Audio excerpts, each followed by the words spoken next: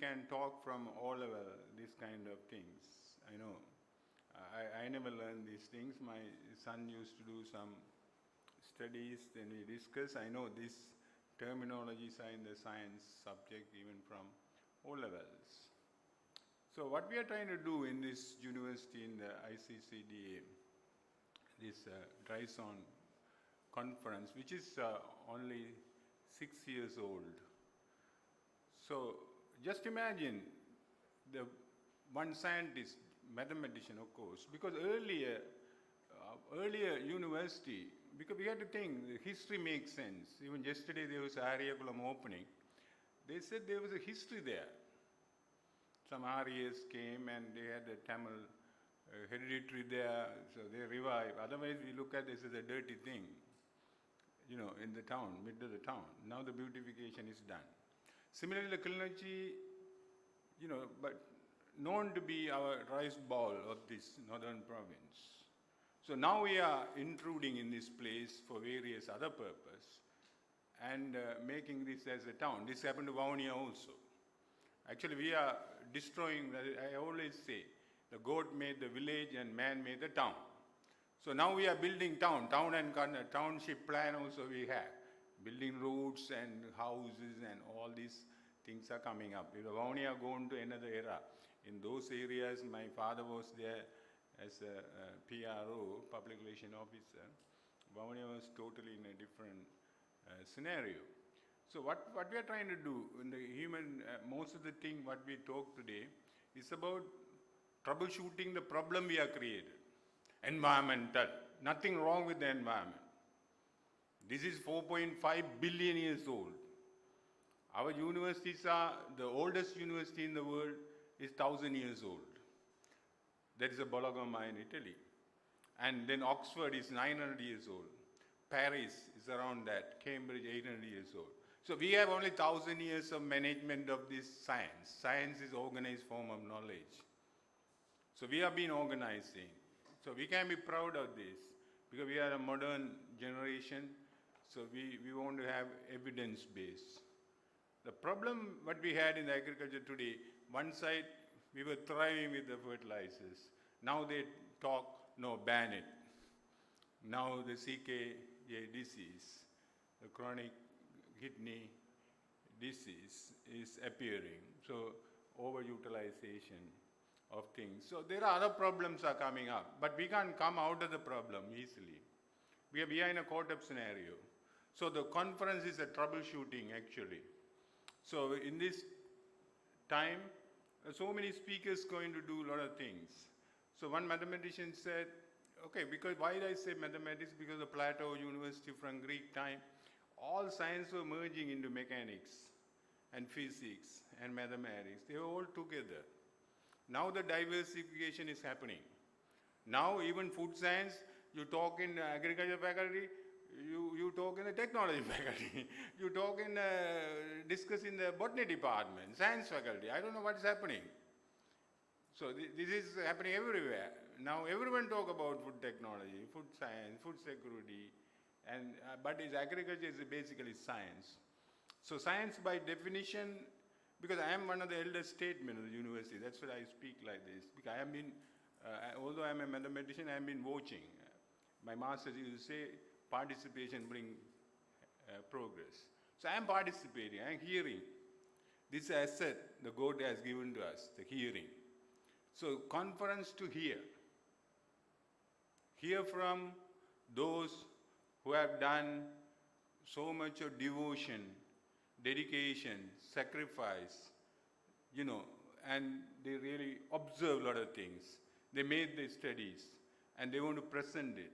So the convener and the chair, Vasanta Ruba, and the secretary Nirosha, and the financier is the most important chair. So they have been Prabhakaran. Prabhakaran name itself is a very famous, not for this Prabhakaran, even the Prabhakaran is a Surya. Even sun god I want to salute. So we always salute the sun god. Seelamai Vala, Seerarul Puriyum, Nalam Puganam Naire Potti. Sundara Potti, Surya Potti, Virya Potti, Vinayagalava. So the sun planet is for us. So today, that is the energy source. Now Atparaya thinking, he is worrying about solar cell, first floating solar cell in the Sri Lanka. Okay. So, bloody energy source is working for us day and night. Professor Kandasamy is here. That energy source is the nuclear reactor. The man-made nuclear reactor came in Britain in the 60s. In the United States in the 50s. Even nuclear bomb came during the Second World War time. You know, the 20s. So the France, Germany, nuclear reactors are not 100 years old. This nuclear reactor is a fusion reactor. The reactor we are running is a fission reactor, isn't it, sir? Sir, another particular nuclear physics. So, the fusion reactor, we are unable to make it. Because to make a fusion reactor, we had to explode a couple of atomic bombs to initiate that. So, this is happening. So, that energy is trapped by plants. That's a very simple thing. But that's also diversity. Still the plant taxonomy is being done. Professor Myundan there is still reporting. Agriculture biology, Byron head is there. You are reporting, still taxonomy is done. So the sun is a nuclear source, is provide big reactor operating. There is waste management, but only thing you have to understand, that reactor is also dying. So half-lifetime gone. So another 4 billion years it will exist. No, another 3.5 years it will exist. After that, this planet and the whole solar system goes bang. I know we will be going in 100 years, but this goes for 4.5 years. So in this period, what we are going to do in this faculty, with the public fund, yesterday in Ariyakulam, they were praising, somebody has given, some charity, about 35 million rupees for resurrection of this beautification. But every month, I know my boss are writing a check for 250 million for wages alone. This coming from public, no one praising, no one celebrating. They're not reporting to work. They half of them are hiding, I know. They're looking at the circular, when others, corona will come. Some of them think that way. So stay from home, disappear. But yesterday they were praising for someone donating 35 million. Of course it's a great thing. But the public money, even in schools, there's so many billions being run. So in this agriculture faculty, I'm very glad. One of the pioneers here, Professor Mohanas is witnessing everything. 31 years ago, I know the story. I was a young doctorate like Kannan. In the 1990, I returned from UK. I'm proud to say, while Indian Army was here, I returned. Because I read a lot about occupation army in my school days. Because when we were young, we would talk about Vietnam War. So we talk about Palestinian problems. But during my time, my home was occupied by Indian Army. So I don't want to miss it. So I came. I couldn't come to Jaffna. I came by Kelly. The Kelly service was there at the time. So I came Kelly and landed in Palali and started my senior lecturer life. Professor Turraya was there. He, as a big engineer, all these years he worked all over the world in South. Even Open University developed reputation. Peradeniya University, a father of civil engineering and geotech, and his students are flooding the California. There is a big disciples. Only Ramakrishna, Jesus had 12 disciples. I think Professor Durraya had 100 disciples. Right? They are flooding the California. I always say, what is the magic this man produced? The geotech. California is the most vulnerable place for earthquakes. So even I recently, Professor Turraja's commemoration, we were chatting in the IBC London. Devanayam was there. Devanayam, Prabha, he was senior to me in the Hartley. So he's a professor in California. So this is happening. So in this research and development, the public fund is there. We have a big responsibility. Although I'm a mathematician, but mathematician has a role in the dynamics. That's what I said. How the sun operates. The physicist has a role. The science is basically organized form of knowledge. But when you come to agriculture also, is agricultural science, you organize this. But who is going to do research about our dry zone and Kilinochchi? It's only us has to do. That's what normally said. The charity begins at home, not outside. Even the spirituality, we say, Tanmartham Bharadam. First, we have to develop ourselves. We got to be peaceful. Then we can talk about peace, teach peace to other people. If you are boiling and crumbling and fraud, and the last time in the JMA talk, I can share to you in my web page, the Herendreddy Silva is a retired emeritus professor of Colombo University. He came and delivered the Jaffna Medical Association chief guest address. He said the governance and transparency. Why do you let other people to gossip about you? He said, you better transparent to your family first, your wife first, children first, then your relation, then the society, then you talk about the colleagues, then you talk about the country. He said the tickling effect. But suppose the President Donald Trump, he said that in the talk. He gave an impunity for someone convicted for murder. Convicted and life prison. The President using the executive power and let him go. Then he said the whole judicial system will be affected. It's called trickling effect. So when as a Vice Chancellor, if people, the transparency, accountability missing, people start speculating, this man is maybe not doing right, maybe doing some hidden business or something come, then this effect transfer to the bottom level. So everywhere this will happen. But you may be a hard man, that's different. I know Atparaya was a hard man. He brought a lot of things to Ariviyal. Even the next month, there will be a 200 odd million, I am right, 220 million or 200 million worth of internal road will be implemented. But that man masterminded, sleepless night.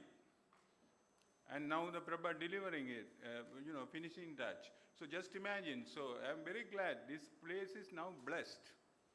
Again, a lady in the technology, he went a couple of times, 3 times last week to Colombo, get that every paper moving, every desk. The paper moving to every desk. So we got the cabinet approval and everything for the phase 2 technology building, around 500 million. So phase 2. I really want to thank Professor Kandasamy and myself with this humble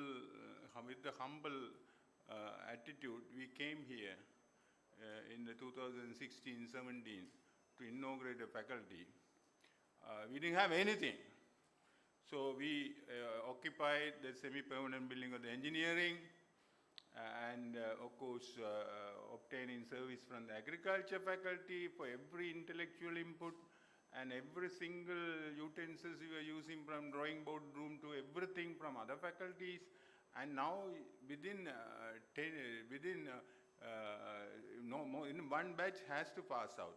So within 5 years, now this is the top technological facilities in the country. So this is what the unity means, sharing means. This is what the mega faculty ideas. So I think it's a blessing in the Ariviyal. I think somebody has had a vision. I don't know, Tamil India or somebody maybe telling the Prabhakaran to initiate this area. Somebody had a vision. I think that vision is working. What? Now we have STEM faculty. Agriculture, that's the oldest among these 3 faculties. And the engineering, I know engineering, pioneering work. Again, Professor Kandasamy and my involved in that project came as a rescue and brought the marvelous building, one of the top facilities in this place. And then agriculture is, this technology, same thing happening. This won't happen unless we have the, it's always my master used to say, things will happen when you have the aspiration and the passion and the endeavor and the blessing. Otherwise, it won't happen. So it's happening. Artificial ponds are coming, then Pulikulam water is coming. I don't know, this is unbelievable in my life. This is not happening in the main premises. I'm sad. There's nothing happening there. People are coming, going, and I don't see big proposal coming. Of course, medical faculty is thriving well. So now the 8-story building in the medical faculty is near to completion within 2 years. Every week we are talking with the, again, Blue Ocean people. And another proposal we are developing because the psychology, psychiatric, professorial developments are coming. So another 12-story buildings, we want to have a wards, at least for 45, 50 beds wards for all the professorial disciplines. So Surendra Kumar has taken that burden. Now community reach projects are starting from the agriculture faculty. The dean is telling about certification courses, because dissemination knowledge is a part of our university system. The guy here doing the anchoring, the Anand Kumar, he was the man. Actually, I want to thank the animal science head, Pratibha, and all these people. They have come up with the first UBL activity, commercialization of the product. That is done in their lab. That's the Vilvambalam yogurt, Bebel Brute yogurt. Now we have sold the royalty. We got the royalty, and another science faculty pass out student, Tavasilan, he's a math student. He is now running the Mullatiu. I don't know, our agriculture product and all these departments. One science student, not even agriculture student, he is running the Mulla faculty. He got the entrepreneurship experience while he was in London. Now he is employing 65 people. And I am really always say to people in other part of the world, I think so many speakers are coming. You know, Jaffna is almost saturated in the milk product, they say. Where is the pasture land? Not, many milk are not milked. Many cows are running. No one take care of it. But in Jaffna, there is no sort of favorable external condition. Yet, I get milk in my door, right? Just for 100 rupees. And without any problem, every day. So that's a hard work. So this is a tradition. For those people like the Agriculture University of Tamil Nadu, how they revolutionized during the Green Revolution. I think the agriculture faculty also has to set, it's like a green revolution. You had to do 5 years or 3 years, some sort of revolutionary ideas, some project for community. Not just talking community project. Talking is okay. I think got to have something for at least for our region. Like Professor Mundan talking about town and township project, is something about the township. I think it's the 31st years of existence of faculty of agriculture I am proposing. Like how did they do in Green Revolution in India? You know, they Verlan, Subramanian and all these people and Indira Gandhi, they made this. Of course, there might be errors. There's a lesson to be learned. But here also, I think our agriculture department is here, university is here, then other service departments are there, agrarian is there, now they are ponds and developments are coming. I think we have to sit down together, the Kilinochchi Development Committees, politicians, and all has to have a big conference about this, got to have some plan for us to thrive in the future. And of course, the sustainable development is not reading papers alone. We have to engage all the government parties, developers, private entrepreneurs, management people, and then marketing problems are there, the supply chains problems are there. I know the agricultural economics people are there. All that is down. I think during the difficult time, economic embargo time, there is a Porunmiyam was thinking. They had a lot of papers. Pormium, I think Professor Balanambla, no. Pormium also led by one of the science faculty student. I don't know, Rajan or somebody. So like a Pormium concept, we had to develop another Pormium concept. That is the wartime concept. This is post-wartime concept. I think we all had to sit down. Otherwise, I think we will be miserably failing. Only we look after ourselves, and we got a big stomach and big bungalows and kind of things. And of course, we delivered our service. But to culmination of everything will come when you deliver. This happened in many countries. Now in the agriculture, Israel became one of the model. They are the driest of driest in the world. And they operate less than a place in the peninsula. Jews can think. Jews discipline. So actually my Dulasidas said, the faith, you got to have faith. Faith dispel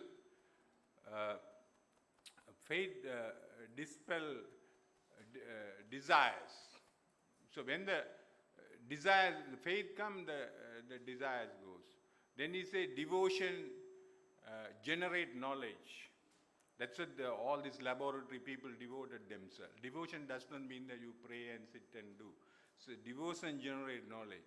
Then he said knowledge brings freedom. So you become self-satisfied. Knowledge fashions freedom. Freedom means it's not freedom and having a red flag and yellow flag. So freedom means you are out of condition. So you like a free man, like anything else. You are self-satisfied, like a Japanese. They don't worry anything. They just simply walk and go and cry more and nothing. So some or other, this system is there. So I really want to thank the agriculture faculty. Having a wonderful day during the birthday. It's the best birthday gift for the whole university. So I congratulate the ICDA committee and new dean. I think the university administration wholeheartedly will support you. And the curriculum development, and the chairman of the curriculum, I know a lot of things done. So I'm more aware of what you have been endeavoring to do. So curriculum is the intended learning outcome. So intended learning outcome should come a real outcome. That's a different thing. So we had to clap together when you make the real meaning of clapping. So the students should be also engaged in this wonderful endeavor, because you have now increased the student intake, now 100 and, what's the intake this year, 170 students. It initially started from 60, 70. So influx of top brains are coming. Actually, all top discoveries are done by young people. Wherever I go, I say this, I'm an old man. I am 61, good for nothing. Only we can talk, right? So this world belongs to youngsters. Celebrities are youngsters. Singers, musicians, sportsmen, even Einstein, top creation coming when he was 28.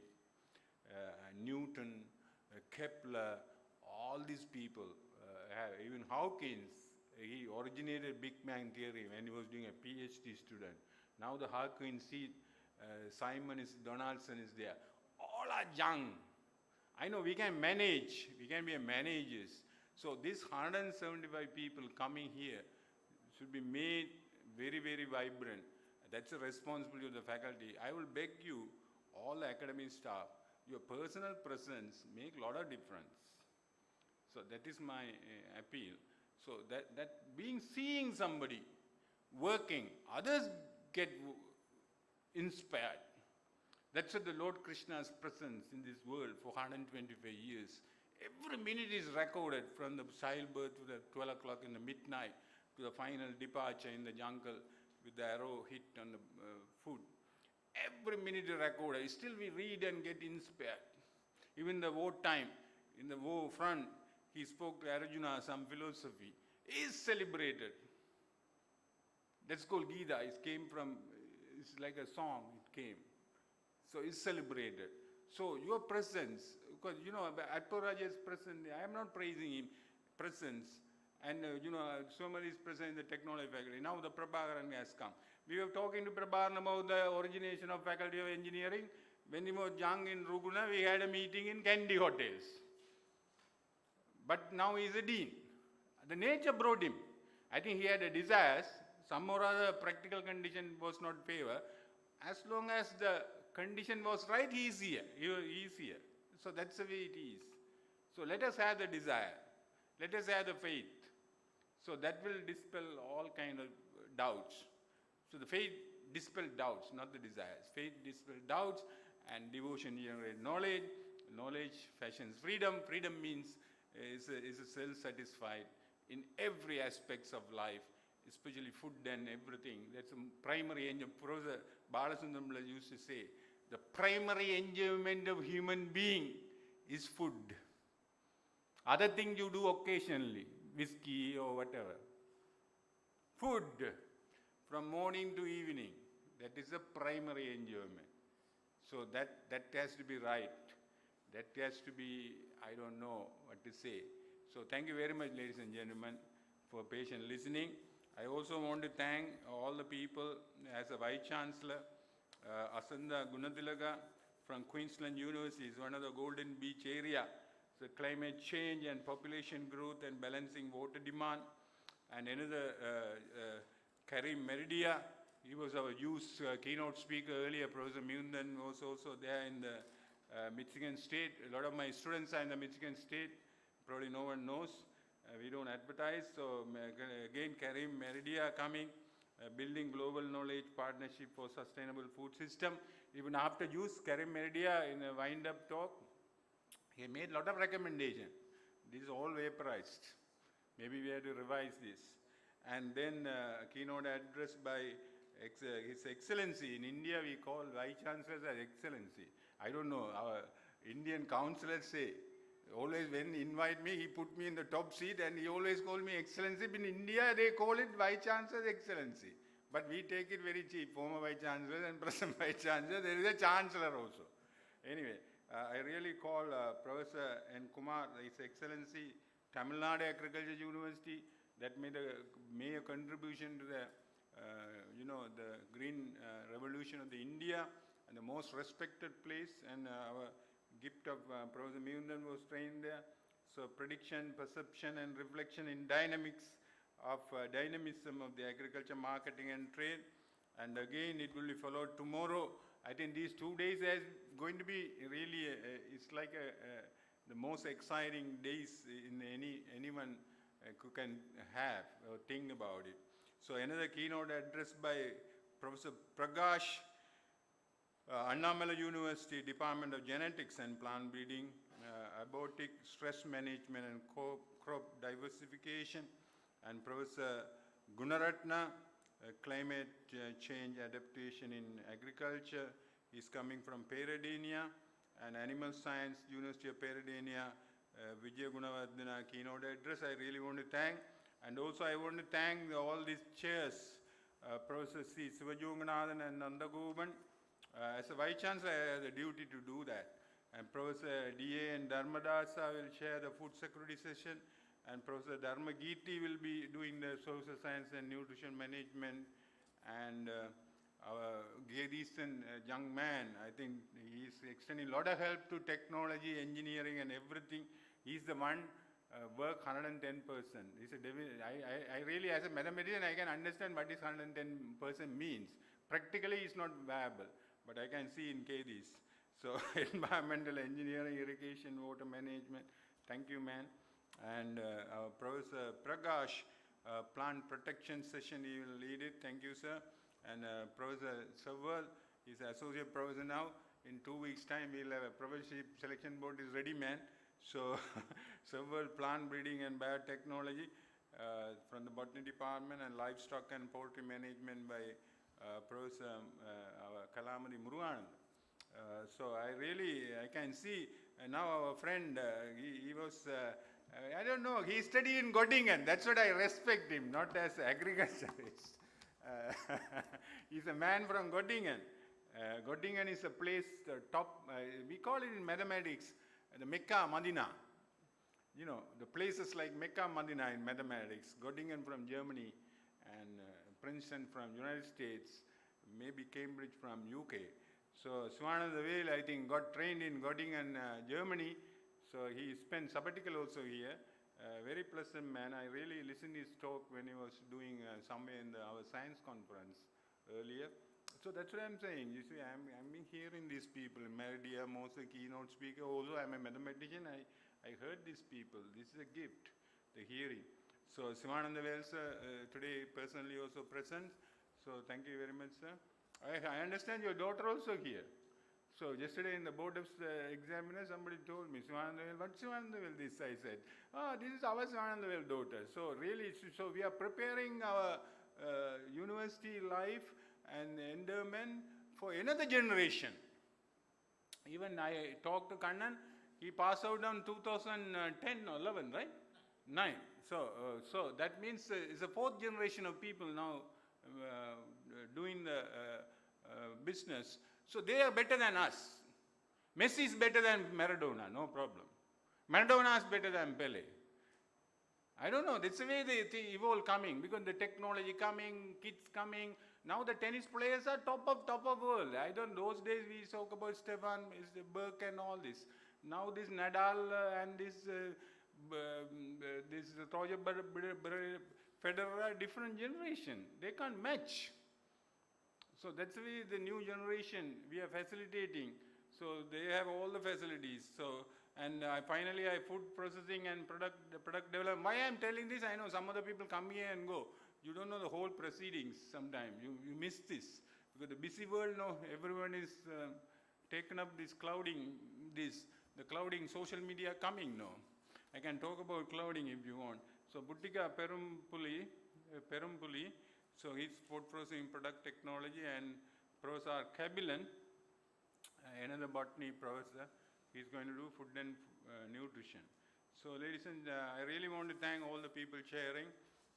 Now the VC media is doing VC media means university media, doing all the production. Within no time everything will be in our YouTube and our web link. So I hope that also another wonderful thing we are developing. So ladies and gentlemen, this is what you are doing. I am only watching this, enjoying this, and witnessing it and celebrating it. So, and farm manager, I want to thank finally his presence. And besides him, our head of agronomy, what's his name? Our biosystem technology man. Biosystem head, what's his name? Jaffna. So both are sitting together. And Pradeepa is here, Loga is here. And then they are developing wonderful facilities. I get a lot of good fruits now from our farm. When I come here, I buy and go. Even dragon fruit I got from this place. And of course, I don't want to miss my student, Nanda Kumar, and our ARs. So they have been, he's one of the DR, very obliging, not fight with anybody. And a lot of things happening. Siddhi Vinayar also coming. In addition to all, you have the religious cup things. So I think a lot of things happening. I really feel home when I come to Ariviyal, not there. One day it will become a main premises, in my opinion.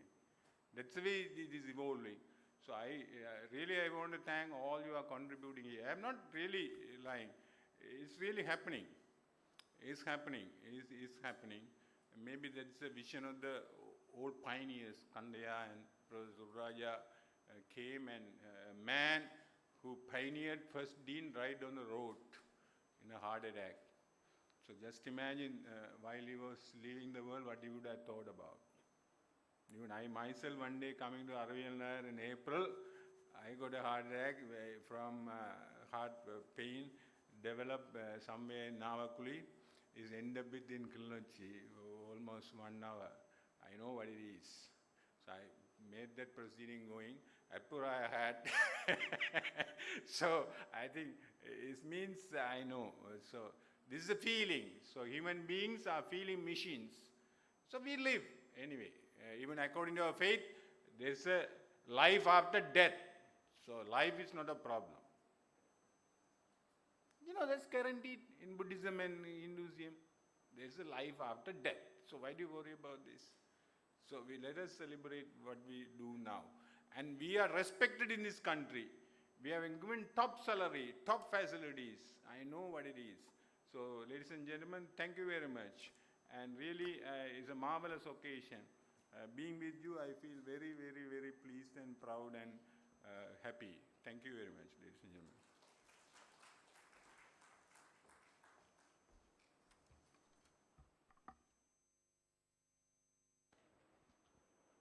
Thank you very much, sir, for sharing your extensive experience with us. On behalf of Faculty of Agriculture, we would like to forward our sincere gratitude for your appreciations and incredible blessings for our achievements, success, and great efforts. Dear ladies and gentlemen, and this is the most vital part of this event, which is releasing of the proceedings of ICDA 2021. So, I cordially invite Dr. S. Vasandaruba, Dean, Faculty of Agriculture, University of Jaffna, Sri Lanka, and also the Conference Chair of ICDA 2021, to issue the first copy of the proceeding to the Chief Guest. For that, I warmly welcome the Chief Guest of ICD 2021, Professor S. Sri Sadgunaraja, the Vice Chancellor, University of Jaffna, Sri Lanka, to receive the first copy of ICDA 2021 proceeding.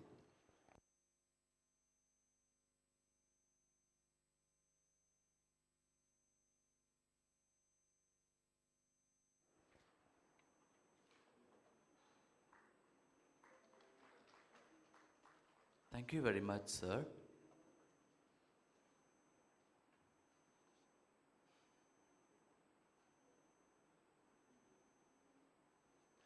I humbly request Dr. S. Vasandaruba, Dean, Faculty of Agriculture, to stay on the stage to receive the proceeding of ICDA 2021.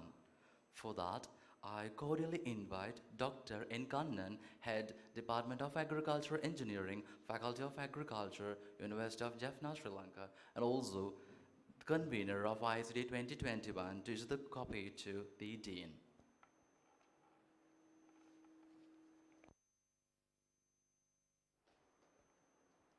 Thank you very much, sir.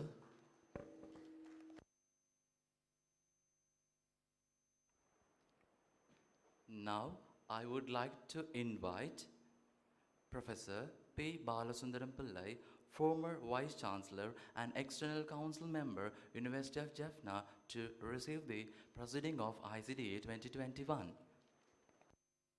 I invite Dr. N. Kannan, convener of ICDA 2021, to issue the copy to sir.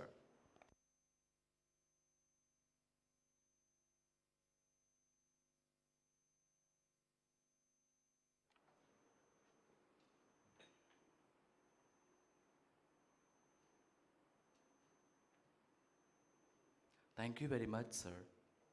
Now I would like to invite Dr. S. Mohanadas, Chancellor, University of Vavuniya, Sri Lanka, and the former Vice Chancellor and the Rector of University of Jaffna, Sri Lanka, and also the former Dean, Faculty of Agriculture, University of Jaffna, Sri Lanka, to receive the proceeding of ICDA 2021.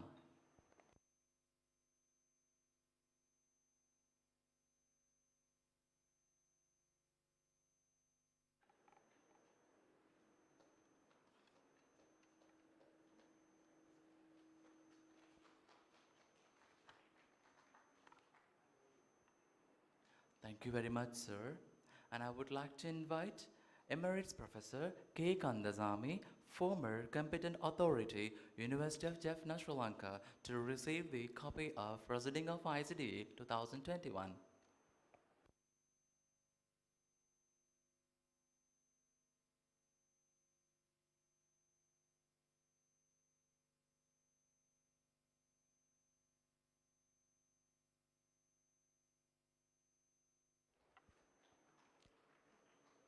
Thank you very much, sir. And thank you very much, everyone.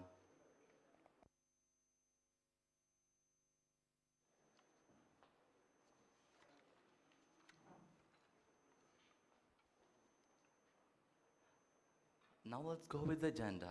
Now I would like to invite Mrs. S. Sivakanthan, Editor, Journal of Dry Zone Agriculture, Volume 7, Number 1, to deliver a brief introduction about JD Zate. It's over to Madam.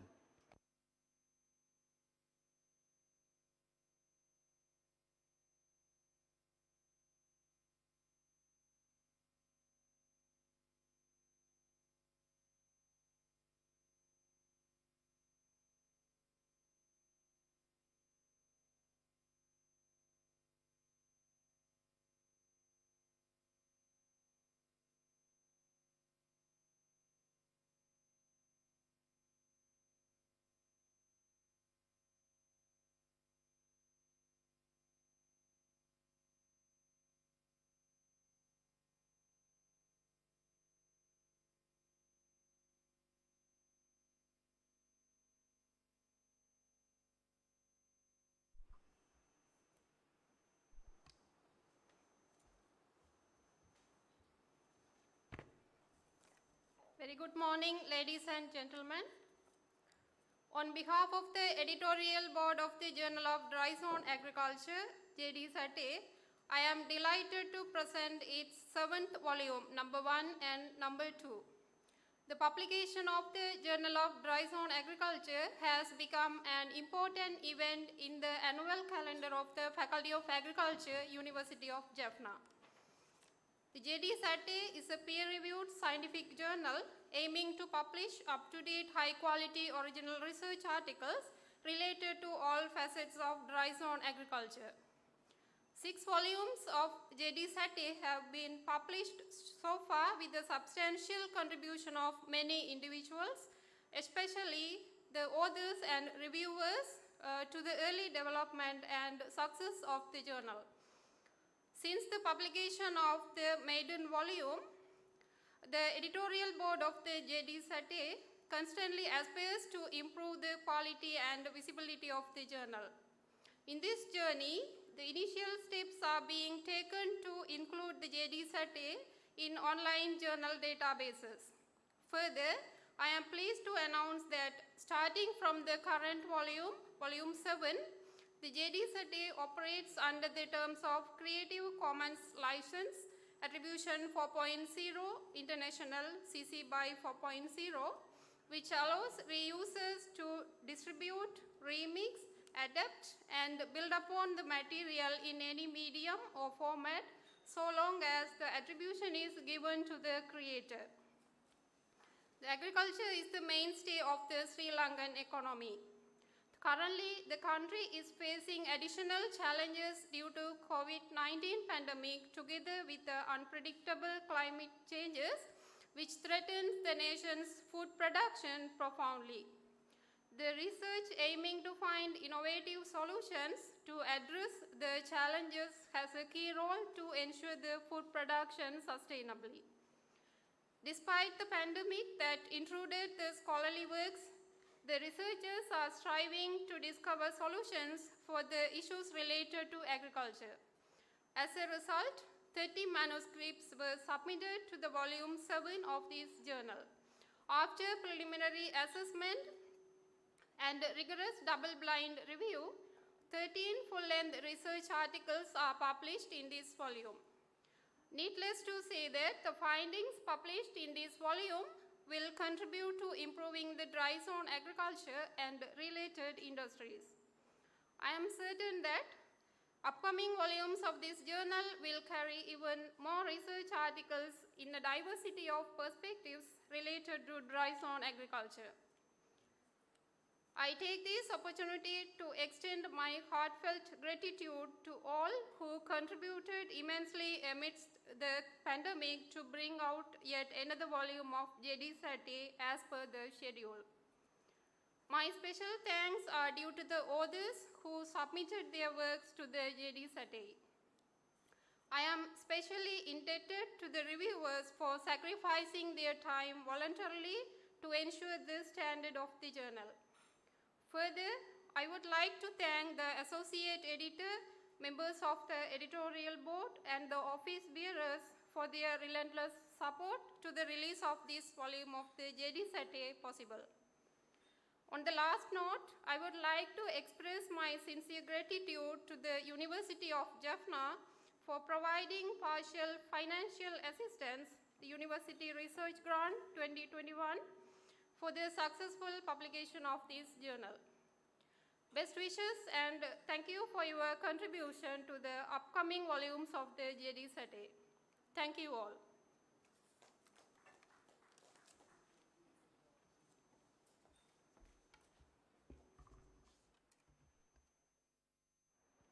Thank you very much, madam. Now it's time to releasing of the Journal of Dry Zone Agriculture, JDZA.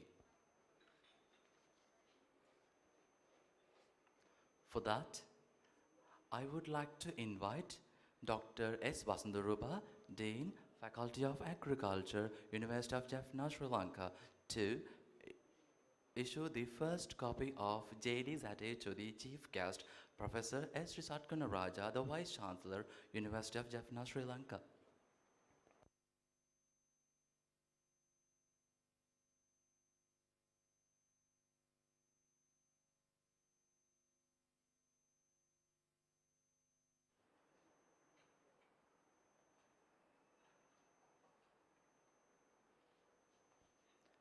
Thank you very much, sir. So please stay for a while on the stage. I cordially invite Mrs. S. Sivakanthan, editor of JDZA, to issue the copy of JDZA to the Dean.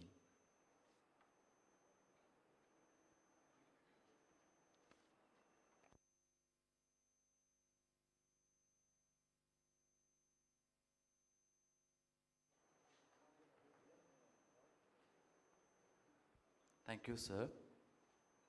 Now, I would like to invite Dr. S. J. Arasakesari, Additional Director, Regional Agriculture Research Development Center, Kilinochchi, to receive the JDZA.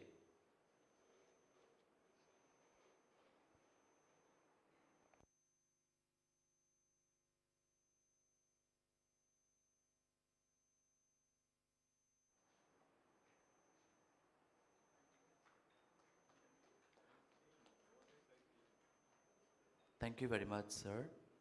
And I cordially invite Dr. S. Gauritilagan, Deputy Director, Department of Animal Production and Health, to receive the JDZA.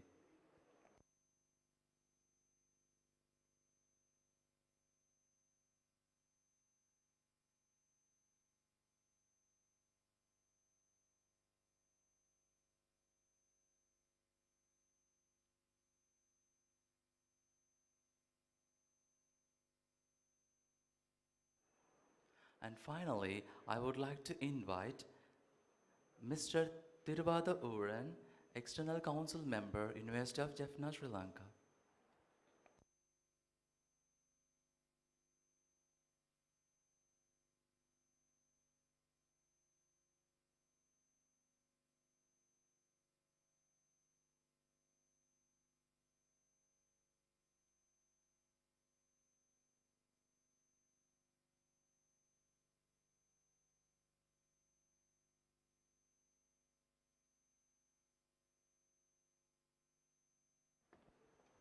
Thank you very much, sir, and thank you very much, everyone. Before moving to the next event, again, it's a time to remind about the COVID. So again, it's our duty and responsibility to follow all health guidelines to avoid unnecessary the spread of COVID-19. In accordance, wash your hands properly, using sanitizer, and wear a face mask covering nose and mouth, and maintain a social distance at least 1 meter apart from each other. Following aforementioned guidelines are highly appreciated. Thank you, everyone.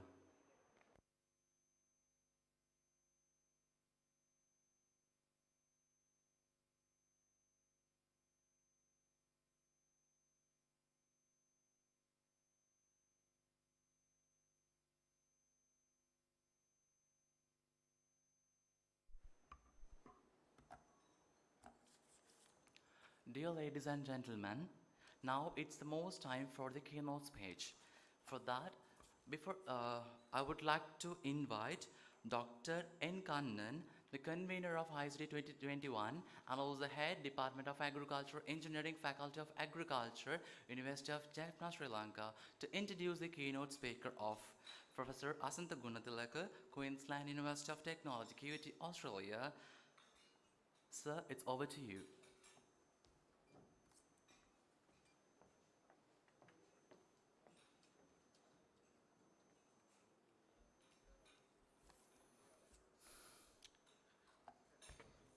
Very good morning to you all.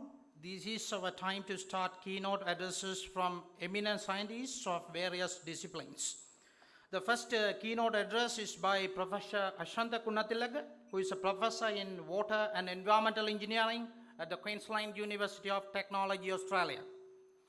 His areas of specializations are protecting and restoring water quality, wastewater recycling, water conservation, resilience of water infrastructures, water security, and water sanitation. Moreover, he has more than 40 years of experience in research and consultancy in the field of environmental engineering.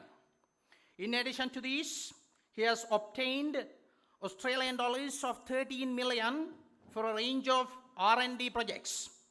He actively involved in some major projects such as the assessment of the effect of water-sensitive urban design measures to provide recommendations for improvements in stormwater quality mitigation strategies at Brisbane Airport, development of predictive methods to develop the pollution generation potential, urban developments in subtropical environments in the southeast Queensland, and creation of a port-specific stormwater quality model for the Port of Brisbane. He holds a PhD in environmental hydrology from the Queensland University of Technology and a MSc in environmental management from the Griffith University and a BSc Honours in civil engineering from the University of Paradena. He is a fellow of Engineers Australia, Chartered Professional Engineer Australia, registered professional engineer at the Queensland State. Moreover, he was a director for infrastructure research facility of built environment and engineering at the Queensland University of Technology, head of discipline civil engineering at the Queensland University of Technology, adjunct professor at Shenzhen University, China, team leader, sustainability and resilience, Asset Institute, Australia.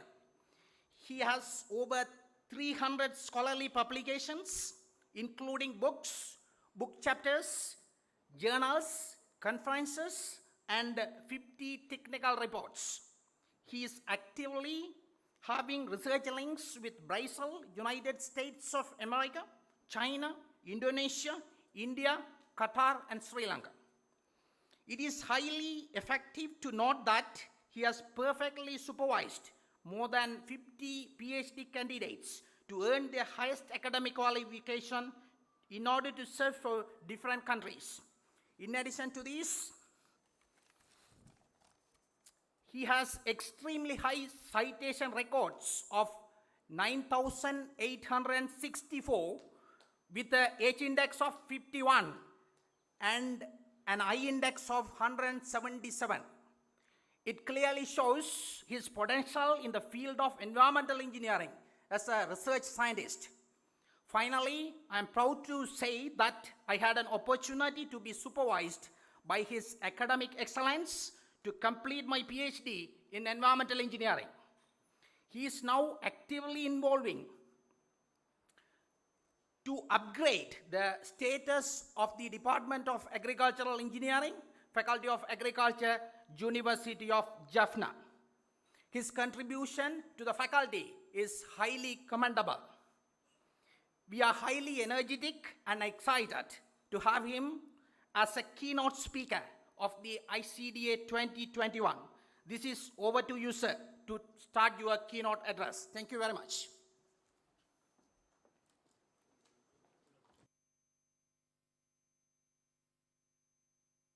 Thank you very much, sir. The guests which are on the head table were requested to be seated on the You are reserved seats.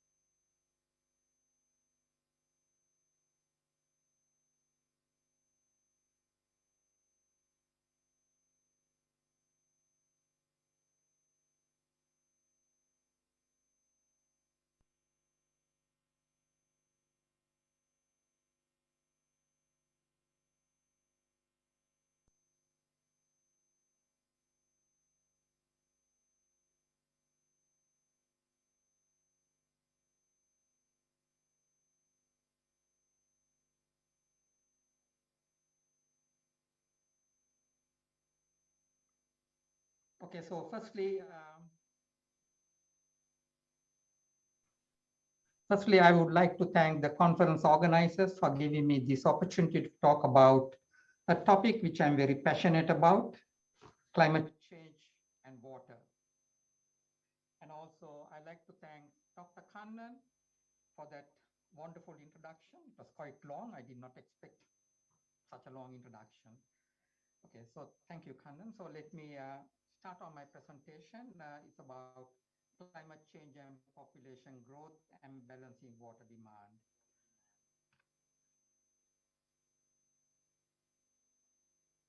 So water, as we know, is, or we should realize that water is a very precious resource, and also it's a very finite resource. This is something that a lot of us don't appreciate.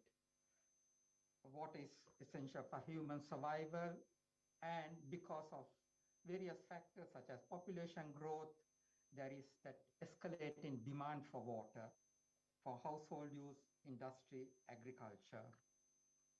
And this has resulted in unsustainable extraction, leading to depletion and degradation of water resources, salinity of groundwater aquifers. And so the situation around the world, I'm not talking of Sri Lanka, I'm not talking of Australia, it applies to both countries also. So the situation is quite dire in terms of our water resources, and it is being further exacerbated by climate change. And in this context, there are two critical factors that we need to consider. When you think of all the water that is there on this planet, around 0.5, depending on which publication you read, only around 0.5 to 1% of available water is suitable for human consumption. The rest of the water is either in the oceans or locked away in the glaciers. So really it's 0.5 to 1% that's water that's available for human consumption. And of that 1% of water, Currently, on a global average, we use 70% for agriculture. So that's a very large percentage of water. It's a precious resource, it's a finite resource, and we use 70% for agriculture. That's the global average. Now let's see how Sri Lanka is doing in terms of water usage. So as you can see, so Sri Lanka's water usage is somewhat higher than the global average. So what you see here is something like 87% of water usage in Sri Lanka is for agriculture, with about 6% for municipal usage, essentially water supply in towns and cities in Sri Lanka, and about 7% for industry. By the way, this information comes from this public. Otherwise, if it's not economically feasible, people are not going to listen to you.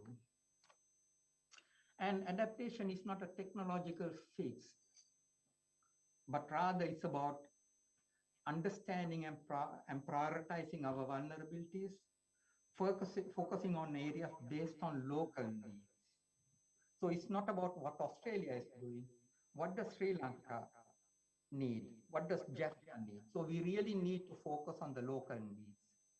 We need to address the issue of achievable and affordable levels of service to provide certainty. So we need to look at solutions that can give us certainty in terms of outcomes.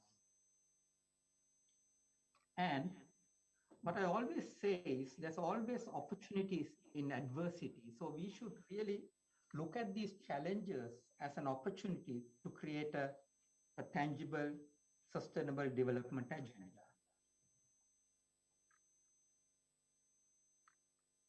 So the range of strategies that we should adopt, unfortunately, there is no magic bullet or a quick fix.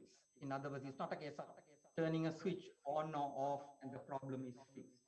So we need a series of well-formulated measures which are feasible either at the local scale and with the problems being universal. So really it's about looking at solutions at the local scale to deal with universal problems, because your solutions need to be local.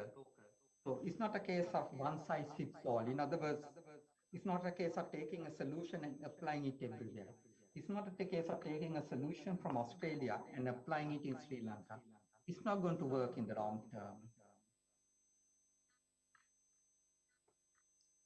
So let me discuss a couple of suggestions that we could think about. The first and obvious is about water conservation, reuse, and efficiency. So in other words, it should be, remember, water is a finite resource. So we need to try and use what we have more efficiently, and we need to look at its conservation. And we need to look at using alternate resources based on the concept of use of water fit for purpose. In other words, we use water of a certain quality for its intended purposes. So for example, for drinking water, we need good quality water. For drinking, for cooking, we need good quality water. But for other purposes, we may not necessarily need good quality water. So we need to think about how we can use water fit for purpose. So the alternative water resources I'm talking about is looking at harvested stormwater, treated wastewater, and using it in a way where human health is not jeopardized. Now, for example, if you go to a country like Singapore, who do it very well, the water that you drink is really a combination of fresh water, treated wastewater, and stormwater. Now, if you have a cup of tea or a cup of coffee in Singapore, you don't taste the difference. They treat it to a level that it can be consumed. So really, we should be looking at that. Now, I don't think Sri Lanka really does wastewater reuse. I stand to be corrected if I'm wrong. I don't think Sri Lanka really looks at harvesting stormwater for domestic use and using treated wastewater. So if we were to go down that path, then we would free up available resources for other users. Now, this is just a justification, or where I can justify my argument. This was a study that was done in Australia. So they looked at the 4 biggest cities in Australia: Brisbane, Sydney, Melbourne, and Perth. Now, what you see in this purple bar is the amount of water that is consumed. So it is amount of kiloliters per hour, per household, per year. So that's the amount of wastewater we use in our houses. And this is the amount of storm water that we get.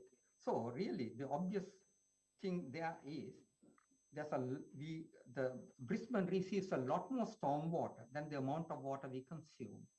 So the obvious question is, why are we not doing something about the storm water? And unfortunately, I must say that Australia is not doing that well in terms of stormwater harvesting. So you can see there's a lot of water that's becoming available as stormwater, and we are wasting that resource. It's the same with Sydney.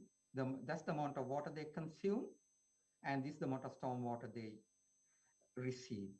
In Melbourne, the amount of stormwater is slightly less, but if you were to combine with the stormwater and this maroon bar, which is the wastewater. So if you were to add these two up, you can see the amount of alternate water resource available is a lot more than the what we use for domestic and industrial purposes. And the same applies to Perth. So I'm sure if you were to do this kind of study in Sri Lanka, in Colombo, Kandy, Jaffna, etc., I'm sure you'll come across the same type of phenomena.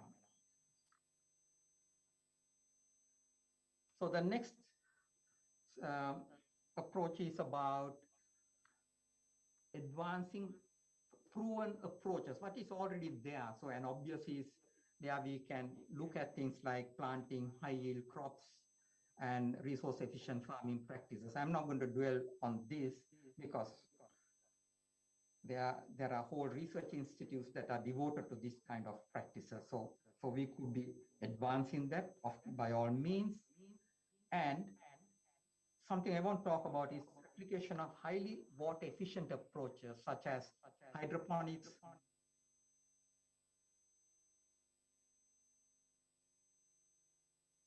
emerging in Australia.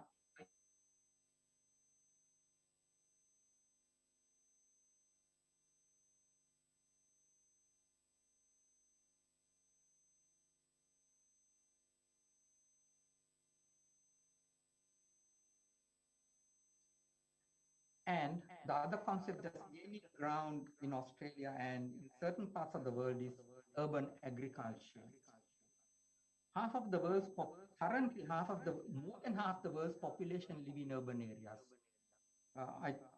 It's about 55% of the world population is living in urban areas. So if more than half the people are living in urban areas, why can't we produce food in the areas of habitation? Why can't we produce the food where we live? If you could do that, and these are some images from Europe, so if you could do that, that would contribute to resource savings in costly infrastructure, water, land, etc. And something on vertical farming. So this is becoming increasingly popular in Sri Lanka. Now these walls are about 3.5 meters tall. So it has been found to be highly resource efficient in terms of water, fertilizer, etc. And as you can see, it has a very reduced footprint. And because you can control the environment, because you can control the resource supply, you have the plants have a much better nutritional profile, and there is much reduced agrochemical use. And just to substantiate that, so in terms of, if you look at water consumption, if you take a conventional farm, produce 1 kilogram of food, you need about 50 liters of water. if you take hydroponics, you need only about 12 liters of water for 1 kilogram of food. Whereas if you take a vertical farm, you can see it's very highly efficient, only one tenth of a conventional farm. You need only about 5 liters of water for 1 kilogram of food. So there you are, the water saving justification for going into vertical farms. I believe there's 1 or 2 vertical farms in Sri Lanka, but it's not very widespread. And the next is protected cropping. Now, essentially protected cropping and vertical farms tend to go together. And in Australia, that is the largest food production sector. It's increasing at quite a rapid pace.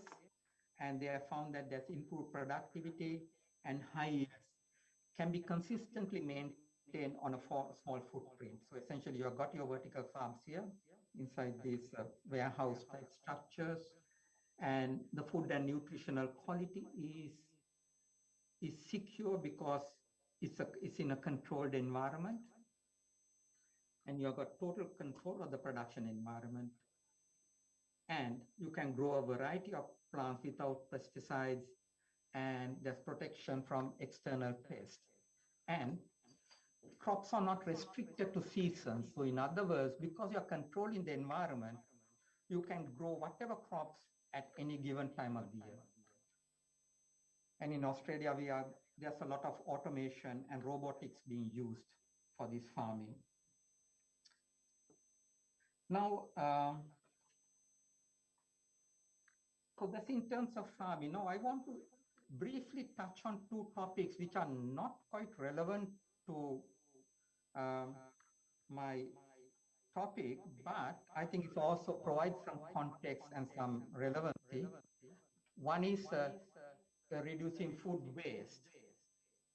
Now, according to the FAO, the Food and Agriculture Organization, 1/3 of all food produced, which is about 1.3 billion tons, is either lost or wasted per year. That's a lot of food, 1/3. And in 2019, they estimated that 931 million tons of food, or 17% of the total food available to consumers, went into our rubbish bins in households, retailers, restaurants, and other food services. So that's a lot of food going waste when there are so many hungry people.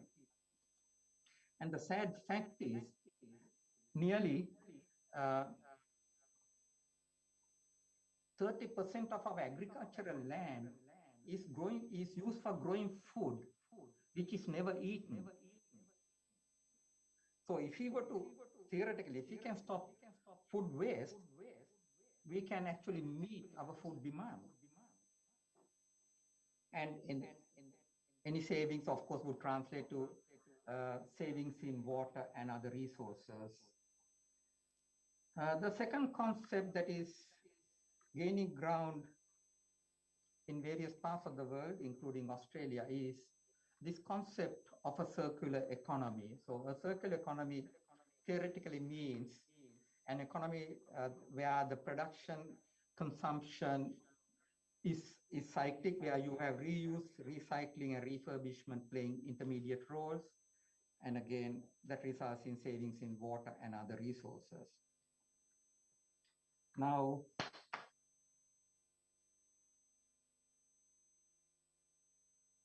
his PhD actually falls into this concept of a circle. So just to illustrate that, so today in today's world, the world we live in, it's a linear economy where we produce raw materials, goes into various production processes, is used, and then there is that residual waste.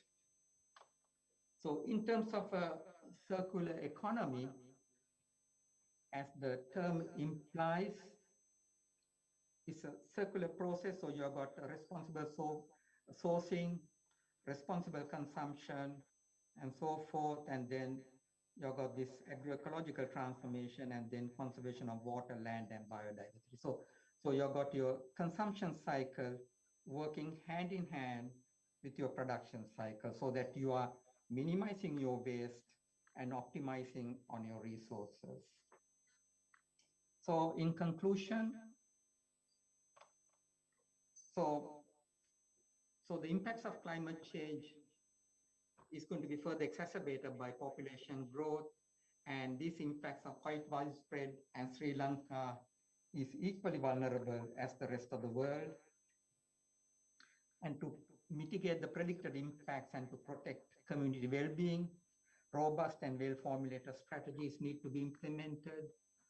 And I briefly discussed a number of strategies, and their adoption should be based on feasibility at the local, regional, and national context. So thank you. That finishes my presentation.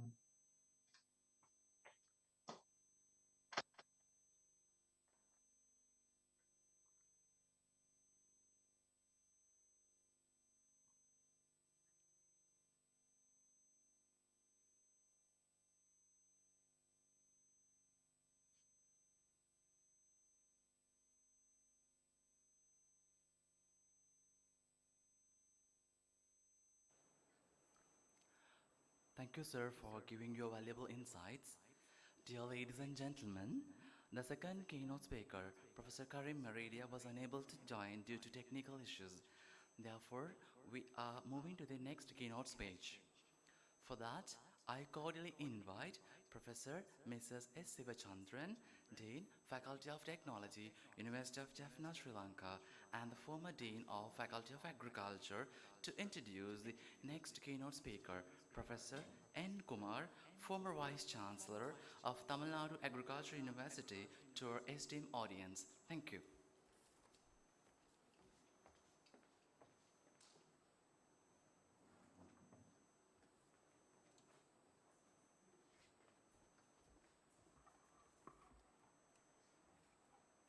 Good morning, ladies and gentlemen.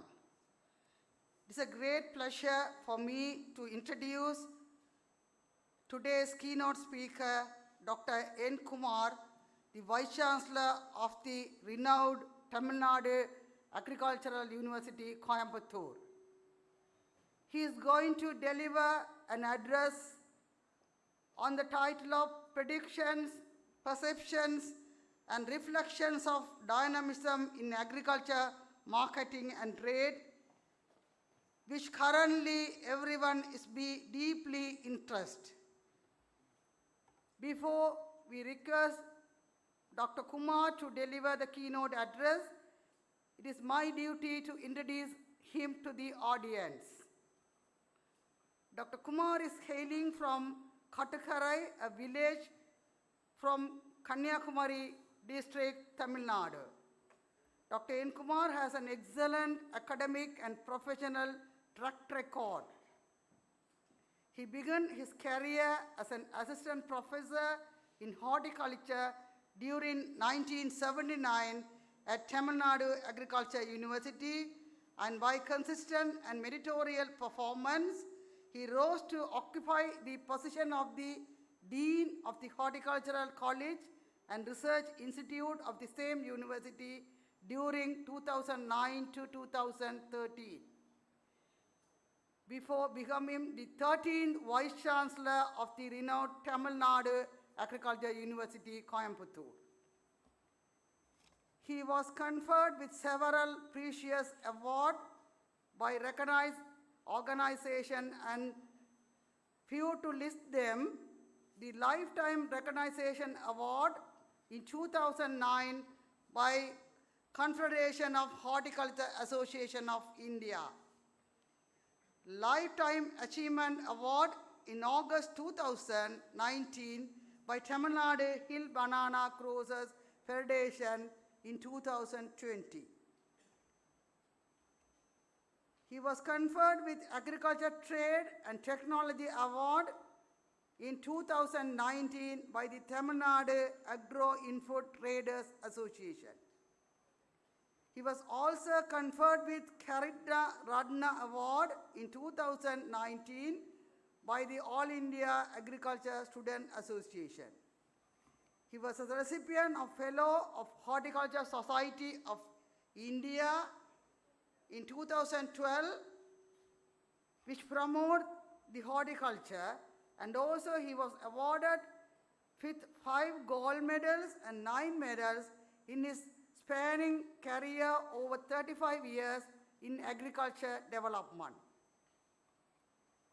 His career path has been defined with admirable scholastic aptitude in teaching and sterling contribution in research, practical approach in extension. In the field of horticulture, along with keen administrative enthusiasm and capabilities to manage multitude of administrative portfolios. The endowed with passion for writing, he contributed an array of publications, including 8 textbooks for the undergraduates and postgraduates in the field of agriculture and other related fields, chaptered 14 edited books, 52 internationally acclaimed research papers, 83 research papers at Indian journals, 42 popular articles, 8 teaching and extension manual, and 14 technical bulletins. Professor Dr. N. Kumar is an inspiring teacher and mentor of the research and has guided 23 postgraduate students, including 13 PhD scholars. So he has secured and spearheaded 20 externally funded projects, including 5 international projects. He played an active role in development of 10 improved crop varieties and many improved production technology in horticulture. Especially, he standardized these technologies of fortification and high-density planting system in banana, papaya, and mango, which has become popular among the farming community. His research contribution in drip fertigation technologies formed the basis for launching of precision farming scheme by the government of Tamil Nadu through the superior performance.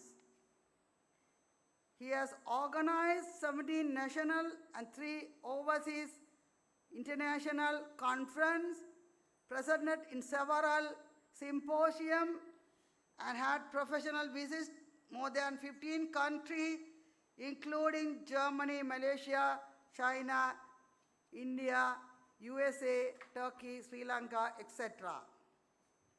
He is an active member in several professional bodies and academic societies in horticulture stream and was honored as a Fellow of Horticulture Society of India by New Delhi government. Dr. Kumar worked in several high professional assignments, the government of India and the non-governmental organizations. Dr. N. Kumar, the Vice Chancellor of Tamil Nadu Agriculture University, has streamed the educational and research activities of the university, which have reflected in the increased number of students.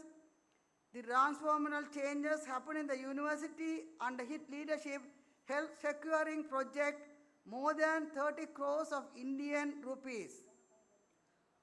All these contributed to Tamil Nadu Agriculture University to the elevation of the 8th position out of 33 agriculture universities all around India.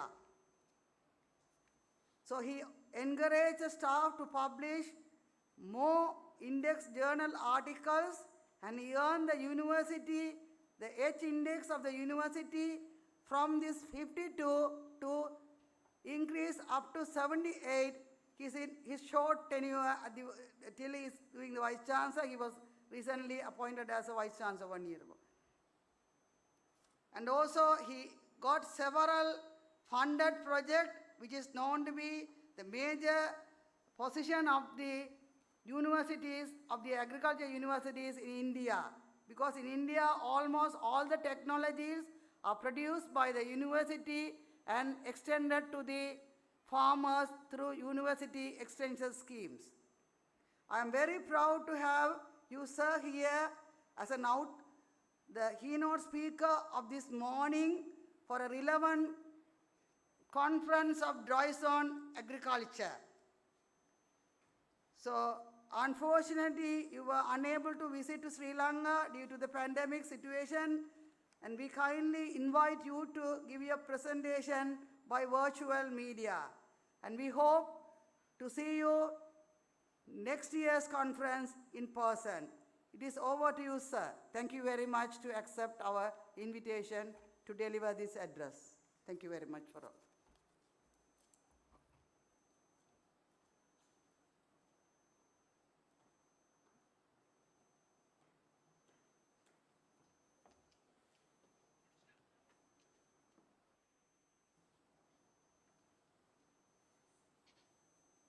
Good morning to all of you.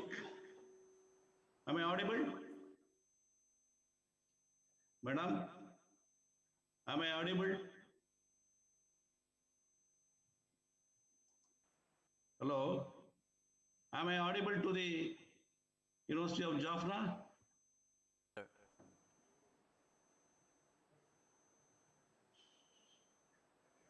Yes, sir, audible.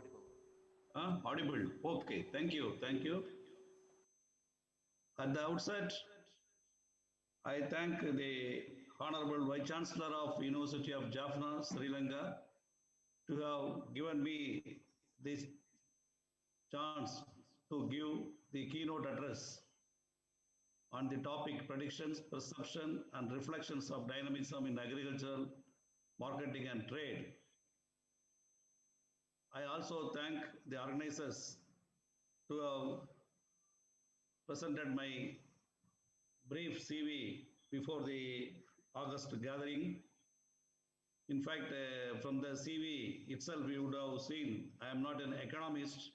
I am basically a horticulturist, that too specializing in fruits and plantation crops.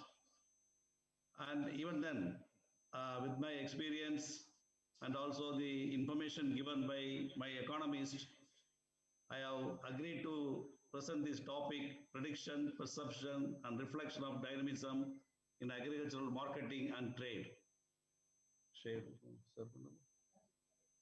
Hope you are able to see my PowerPoint. Sir, we can. Okay, thank you then, thank you then.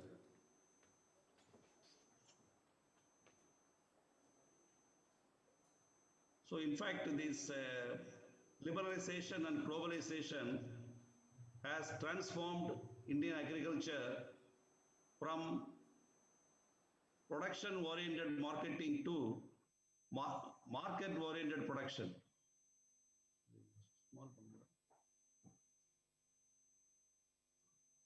Production-oriented marketing to market-oriented production. Earlier in all, our aim was to produce more and more, but now we redefine our objective to produce for the market. Then only the farmers are able to get required price for their produce. International agricultural and food markets brought domestic and international markets close together. Also, in India, trade in agricultural products has grown more strongly. So the statistics shows that in the last 13 years, from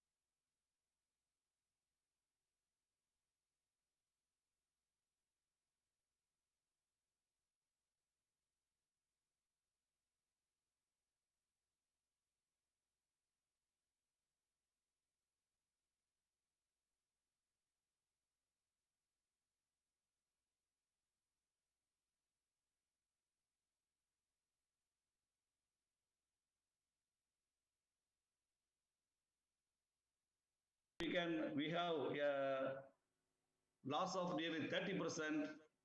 Then restrictions in licensing. The another thing is high intermediation cost. Certain produce cannot be marketed without the support of the intermediaries who charges heavily. For example, in the case of hill stations like Western Ghats, we have the two centers, namely the Nilgiris and Palni Hills, wherein lot of spices, fruits, all these are produced, but they need to depend on the intermediaries who charges heavily. Nearly 40% of the cost goes for that. Then information asymmetry. The information what is available is not commensurating with the requirement. Inadequate credit facilities. More than that, small size of holdings.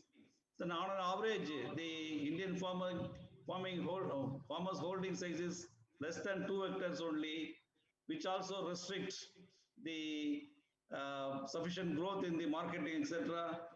Poor storage and cold storage facilities. Right now, we have some of the cold storage facilities which cater to the need of certain crops like apple, tamarind, etc., not to meet all the requirements of fruits and vegetables. Then superfluous middlemen. Middlemen has got a lot of say on the farming community. So these are all some of the challenges in agriculture marketing we face. And let us now see what are all the landscapes in agriculture marketing and trade. First one is the Agriculture Marketing Information Network, we call AgMarkNet. See, this concept was introduced during 2000 by our Union Ministry of Agriculture, and wherein it is implemented by the National Informatics Center, we call NIC. Here, government to citizens, e-governance portal is maintained, which catering to the need of various stakeholders by providing agriculture marketing related information from a single window. So through this, people can have access for what are all the who are all manufacturing, so who are all producing, who are all the potential buyers, all those information will be available. It facilitates generation and transmission of prices, commodity arrival information from agricultural produce markets, and web-based information dissemination. It facilitates web-based information flow of daily arrivals and prices of commodities in 8 regional languages and English. For example, suppose in Andhra Pradesh, our nearby state, if there is a lot of mango, where how much it is available, to which states there is a need, like this information will be available so that the traders as well as the producers can utilize this information and take advantage of this. See, currently nearly 1,800 markets are connected under this portal, and the effort are taken for including another 700 markets during the current and the subsequent years. This AgMarkNet portal now has a database for about 300 commodities, including the type of varieties. So for example, in the case of rice, whether you need fine rice or medium rice, all those details are available for nearly 300 commodities. It is one of the very promising improvement in the case of agriculture marketing. The information technology in agriculture marketing is a very important one, and it is the key to achieving both operational and pricing efficiency in the marketing system.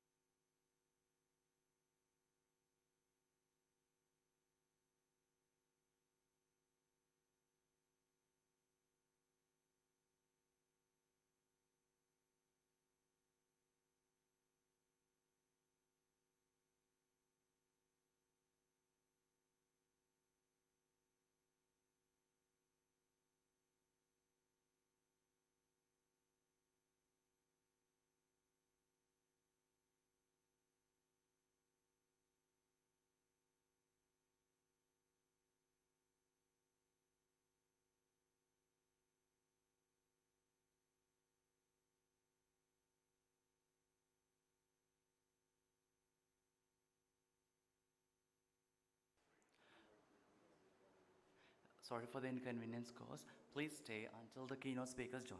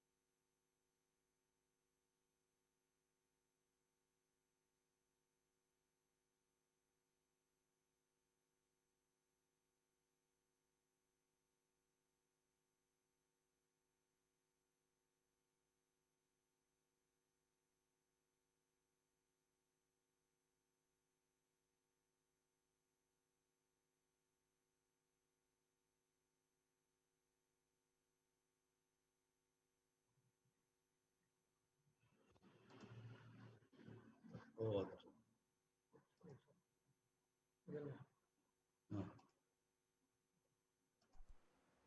Yes, sir. We are listening.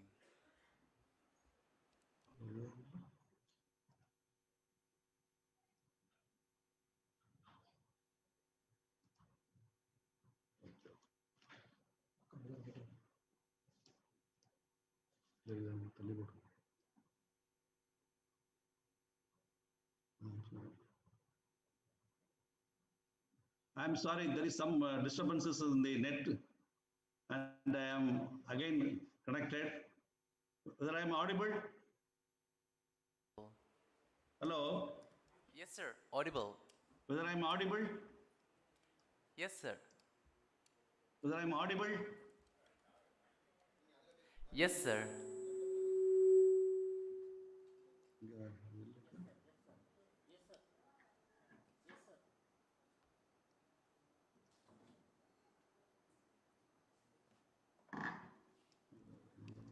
Yes, sir. It's audible. Sound audible.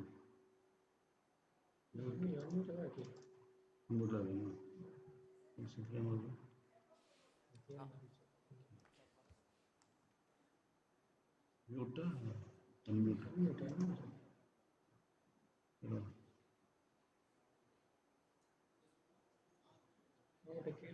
இல்லையா அவங்க ஸ்ரீலங்கா அவங்க தான் conduct பண்ணாங்க. Sir, it's audible. Hello? Yes, Is it sir. audible now? Yep. Yes. Yeah, sorry, I'm sorry for there is some interruptions in the net. So I'm continuing from this part. Electronic National Agricultural Marketing. From there only you got disconnected. Am I right? Okay. Yes, sir. So this Electronic National Agricultural Marketing we call ENAM is one of the latest advancement in India, wherein we have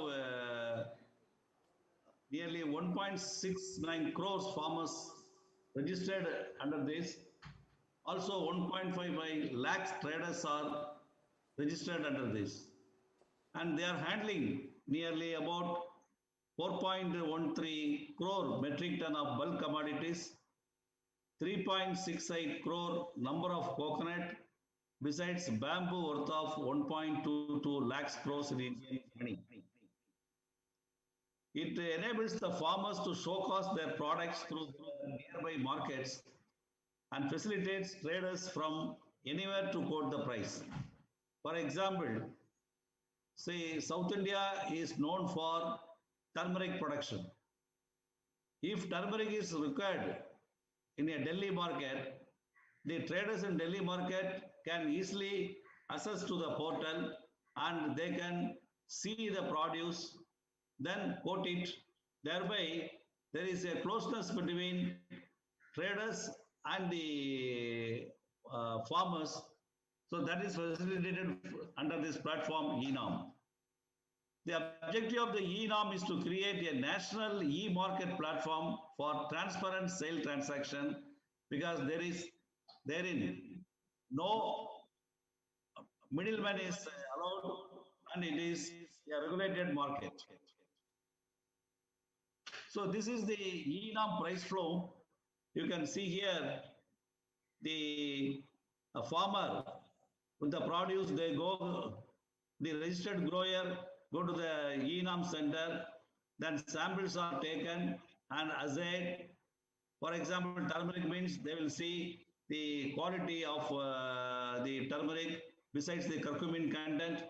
Then is sampled and the quantity will be auctioned openly through the online trading. Then this will be simultaneously viewed by the potential traders on the other side, irrespective of the place in India. Then they come to an agreement. Say how much quantity they want, how much rate they require, all those things will be given. Then they make invoicing. Immediately online payment is made through internet banking or RTGS transfer, NEFT, etc., depending upon the amount. Then the farmer has to go. So under one roof, farmer is able to get connected with the different traders available in India. So this eNorm is working very well for some of the crops. So here quality-based trading is there, e-payment. So farmers are assured of the payment. There is no middleman. So this market is growing up. Government is also supporting eNorm in a bigger way. Next important development is blockchain technology in agriculture marketing. Say this blockchain farming and distribution technology is potential to increase the efficiency, transparency, and trust throughout the agricultural supply chain. The blockchain can empower all market players by building relationship of trust. But this technology encompasses the modern technologies like precision farming, mapping of farmlands, IoT sensors, vertical farming systems, location intelligence, crop management software, in addition to transportation technologies. So all these are coming under this agricultural blockchain technology. Here, the main aim is to achieve better outcome in terms of food production and the entire supply chain management in agriculture. This is the model, food origin tracing. Then there is no prevention of raw material adulteration is prevented. Then decentralization of companies from the globally disconnected, control with IoT. So wide market is there. Blockchain technology is the future for many crops. Then this application of blockchain in agriculture ensures food safety. There is no chance for contamination, etc. Then insurance is also ensured, agriculture finance is also provided, and environmental sustainability is there. So this is how it goes, like from the farmer, processor, distributor, retailer, customer, and regulator.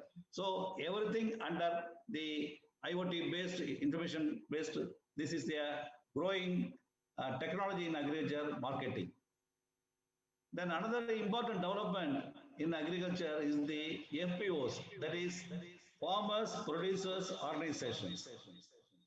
Say minimum 1,000 farmers are enrolled under one FPOs, for which Government of India as well as the local government provide support, wherein farmers are the president, like president and secretaries and the treasurer, like this, they take up the role, and they specialize in producing one or two produce in a bigger way.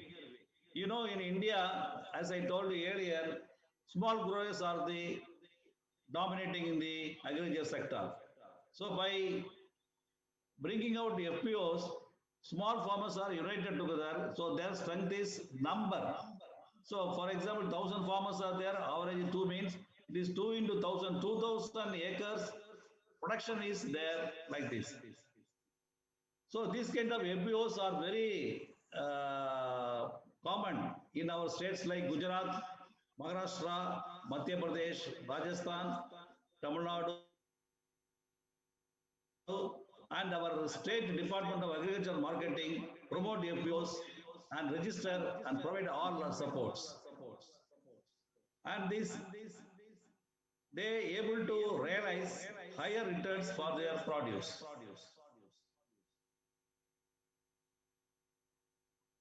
If you look into the benefits emanated from the FPOs is, say, they do not bother about their small land holdings because they are all united under one umbrella or they registered FPOs.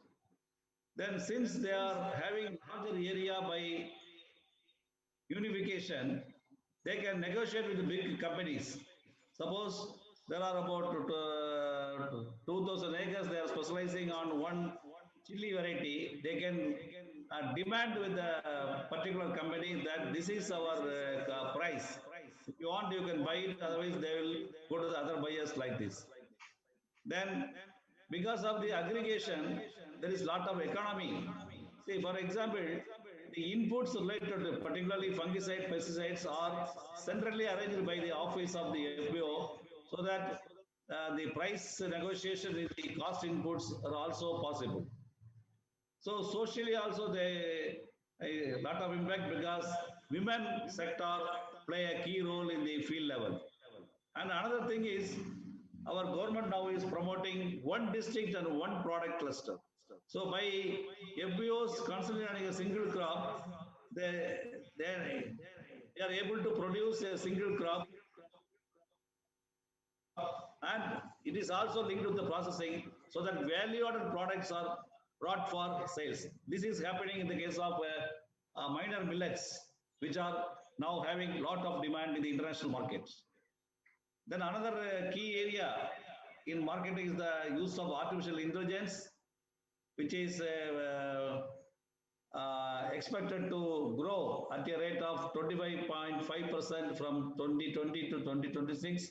So all the countries should be prepared to face this challenge of including the artificial intelligence in the agricultural marketing side, and it impacts on the development and management of global value chains.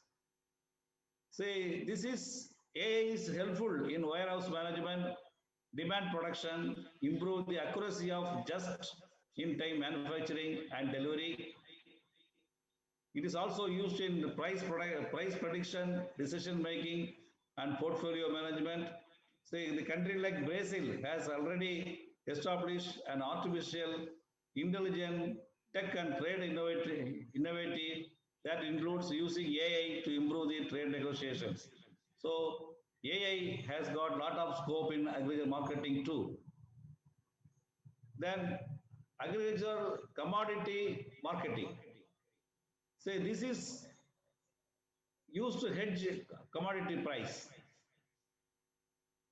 It is low cost, highly efficient and transparent mechanism for discovering prices in the future by providing a forum for exchanging information about the supply and demand conditions.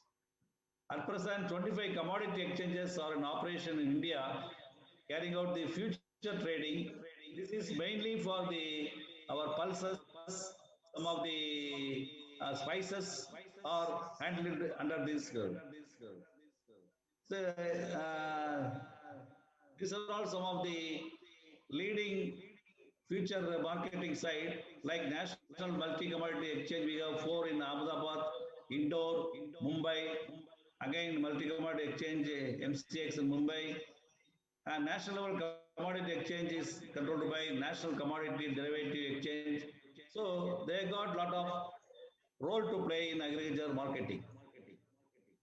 Then benefits of future marketing with AI is Price stabilization in times of violent price fluctuation leads to an integrated price structure throughout the country, facilitates length and complex production and manufacturing activity, helps balance in supply and demand position throughout the year.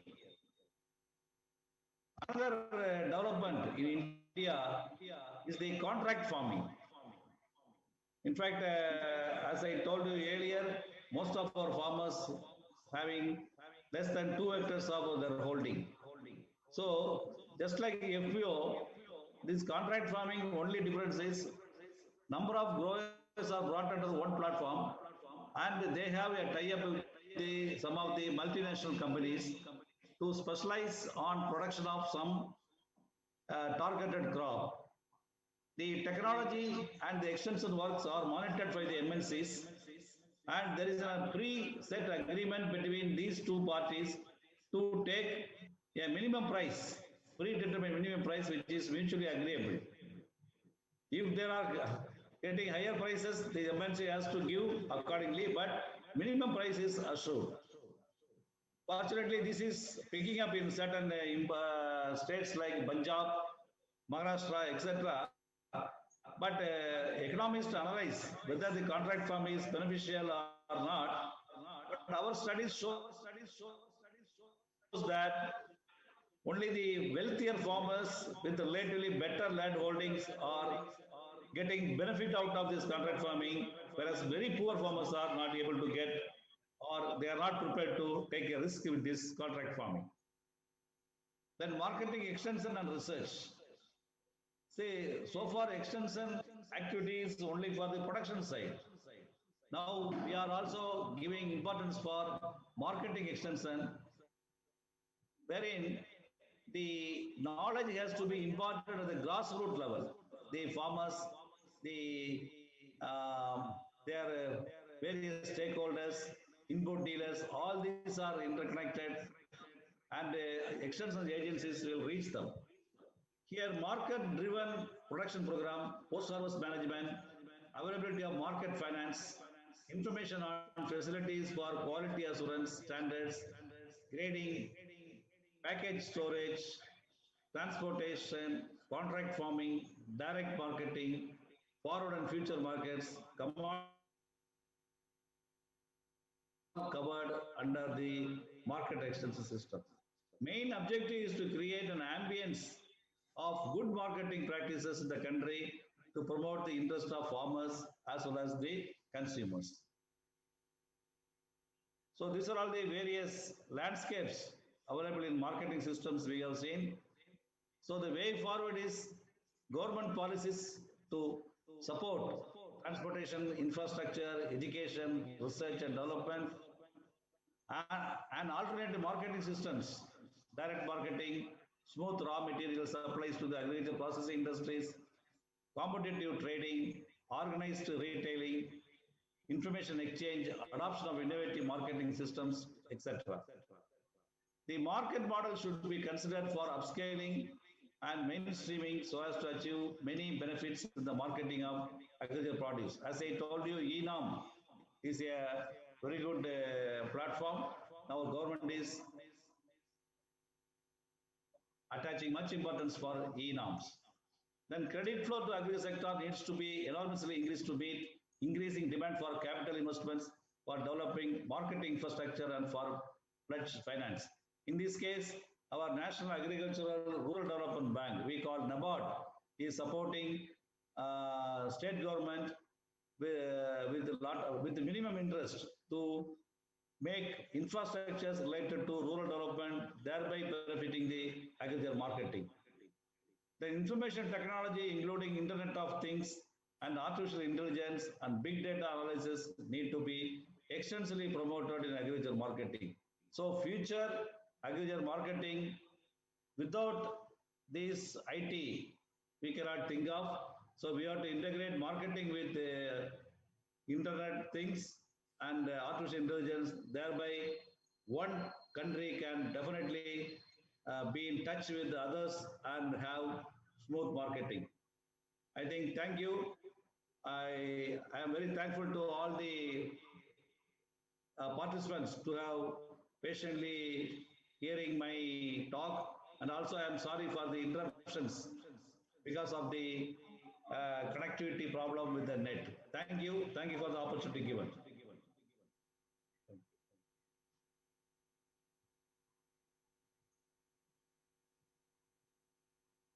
you.